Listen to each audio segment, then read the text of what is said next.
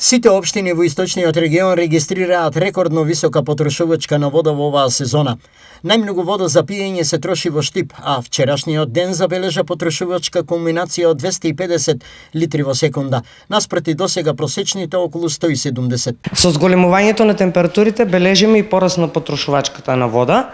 Минималната потрошувачка за овој период изнесува околу 90 литри во секунда и е некаде во 2-3 часот во утринските часови.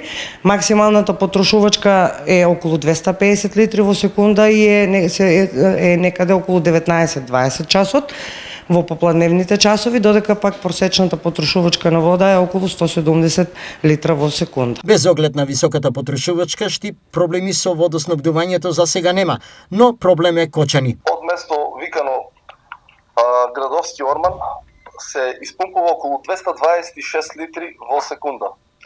Со тоа што оди до препумпна станица, каде се препумпува, зашто е висинска разлика и се транспортира до фабриката за преработка на вода. Од препумпна станица се испумпуваат околу 220 литри во секунда, каде што се пушта по слободен пат, преработена хемиски, лабораториски и бактериолошки. И оди во 3 собирни резервоари кон потрошувачите. Едниот е ниска зона, во средна зона и во висока зона. Најголемата потрошувачка во моментот се забележува во место викано Усова чешма и локалните населени места, Тракање, Оризари, Горни, Долни, Подлог, Мојанци. Дали се можни рестрикции или за сега не? Сега за сега не.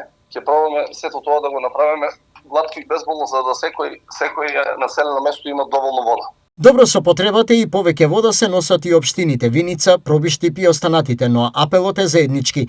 Рационалност е потребна 24 часа на ден. Филтер станицата располага со доволен капацитет за непрекинато водоснабдување, сепак останува апелот до граѓаните за рационално користење на водата за пиење. Поголема потреба од вода имаат и земјоделските култури, а од акционерското друштво водостопанство подружница Кочани велат дека неа ја има. Количини на вода имаме сосема доволни, значи до сега имаме потрошено 50 милиона и очекуваме до крајот на водителна сезона потрошиме околу 50 до 60 милиона метри кубни вода.